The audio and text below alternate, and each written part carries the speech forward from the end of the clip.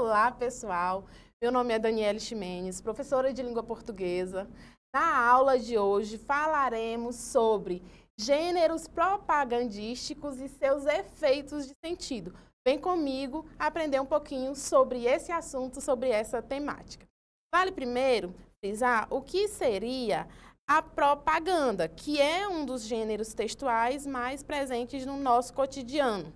Por que que é um gênero que é muito presente no nosso cotidiano? Mesmo que você não esteja ali no processo, na comunidade escolar, inserido ali, mas em todos os espaços, e eu digo exatamente em todos, as propagandas, elas aparecem. Então, quando nós falamos de gênero textual, normalmente a gente faz uma reflexão, eu acho que é aquele que eu escrevo na escola, é aquele que eu aprendo somente na escola, mas que não tem uma funcionalidade e eu não vejo tão presente ali na minha vida cotidiana.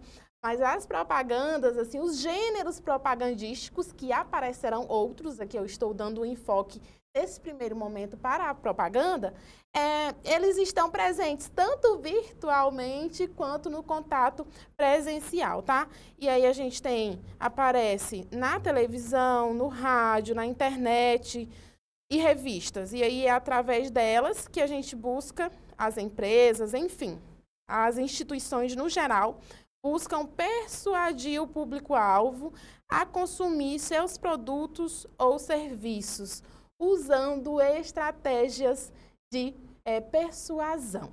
E aí, eis a pergunta, o que é persuadir? Persuadir é convencer. Então, as propagandas, esses gêneros no geral, buscam convencer um determinado receptor a aderir a uma determinada ideia, a um determinado produto. E como se faz isso, professora, já que nós estamos falando de língua portuguesa? Que linguagem aparece ali? Como ela é escrita? Como elas conversam entre si para chegar nesse meu objetivo final, que é persuadir o meu leitor? Meu leitor é a pessoa que está ali tendo acesso a esse gênero, a comprar determinada ideia. Então, vem aí comigo. Então, a campanha publicitária, ela seria uma das principais características, como já mencionado, a persuasão, ou seja, a intenção de convencer o receptor a adotar determinado comportamento, como comprar um produto, uma ideia ou contratar um serviço. Além disso, esses gêneros propagandísticos utilizam recursos visuais, sonoros e textuais.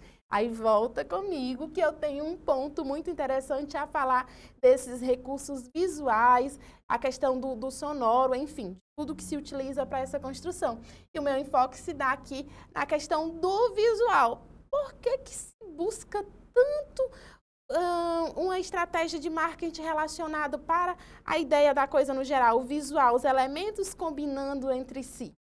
Quando a gente fala, por exemplo, da comunidade surda, o que é que eles utilizam? O recurso. Qual recurso que chama a atenção? O recurso visual. Então, quando a gente tem essa produção, busca-se essa harmonia de acordo com aquilo que eu quero. Isso mesmo, isso significa dizer que até uma cor escolhida, ela não é escolhida de qualquer forma. Eu tenho uma intencionalidade ali por trás. Isso significa dizer que eu penso também no meu público-alvo, em quem vai receber esta campanha, em quem vai receber esse gênero propagandístico. Então, pensa comigo e coloca o negócio aí na sua cabeça. Gêneros propagandísticos pensam sempre no seu público-alvo, no seu receptor, tá certo? E aí, em seguida, a gente tem a função apelativa. Ai, professora, a senhora estava falando agora há pouco de gêneros propagandísticos. Por que que a senhora está já trabalhando funções da linguagem? Porque quando nós falamos desse gênero, ele utiliza a função apelativa. Que função é essa? É a função que tem como foco o receptor. Isso mesmo, você aí é o meu foco da minha aula. Isso significa que nessa função apelativa, o meu foco é o meu receptor, é provocar esse receptor. Então, a principal característica dessa função apelativa e que também aparece na linguagem, na construção. Eu tenho a persuasão e verbos no modo imperativo. Ai, professora, a senhora complica demais. Agora vem outra informação. Falamos de função apelativa, que é uma característica desses gêneros. Nós falamos agora de modos verbais. Eu não suporto gramática, eu prefiro literatura. Quando nós falamos no modo imperativo, significa dizer o quê? Que quando eu vou construir, eu vou planejar, elaborar ali a minha propaganda, o meu outdoor, enfim, a minha construção ali de divulgação, eu penso no modo imperativo. E imperativo vem de quê? De imperador, aquele que dá ordem, aquele que manda. Então, eu tenho 3 modos verbais no geral. O modo indicativo, que indica uma certeza. O modo subjuntivo, que indica uma possibilidade, mas pensa comigo. O indicativo eu posso usar, mas e o subjuntivo, uma possibilidade de comprar um determinado produto? Não, eu quero que o meu público consuma, eu quero que o consumidor vá lá e adquira determinado produto. Então, eu uso o modo imperativo. Compre, use, vista. Então, esse é o modo imperativo. É muito comum que a gente observe nesses gêneros, tá? E aí nós temos as propagandas no geral como uma caracterização dos gêneros propagandísticos aí da função apelativa. Quais são os tipos de propaganda, professora? Então, a gente tem várias. Como assim várias? Significa dizer que, olha, eu já falei que eu tenho uma propaganda, essa propaganda ela visa convencer um determinado receptor para vender um determinado produto ou ideia, certo? Certo, então eu preciso de um público-alvo ali, preciso. Mas como eu vou chegar até esse público-alvo? Eu uso os meios de comunicação, aquilo que eu tenho ao meu alcance e aquilo que o meu público-alvo utiliza mais. Então, significa dizer que eu uso o quê? Eu posso usar a televisão, eu posso usar o rádio. Ai, professora, rádio é antigo. É verdade, mas houve um tempo em que o rádio era muito utilizado, inclusive. Então, essas empresas de marketing, elas vão adequando e adaptando o suporte, né, o meio em que essas campanhas elas são inseridas. Isso significa dizer que eu abro lá a minha rede social e é comum que eu veja um anúncio de um vestido que eu gostei, de uma roupa, de um carro, de uma moto, de uma ideia. Então, é comum que se apareça aí nesse inteirinho, tá certo? E em seguida, eu tenho aí a propaganda impressa, televisiva, propaganda online e propaganda de rua. Eu trouxe para vocês, porque professora, a senhora fala muito e a senhora não traz nenhuma ideia. O que eu posso fazer? Eu trouxe para vocês aí 2 exemplos. O primeiro é do dicionário Aurélio, é um anúncio aí do Aurélio para venda desse dicionário, e o segundo de uma marca de creme dental. E aí o primeiro diz assim, aí tem lá a descrição, novo dicionário Aurélio, bom para burro. Professora, isso é preconceito. Como que a pessoa usa esse recurso para construir o seu texto? Que problematização, não é mesmo?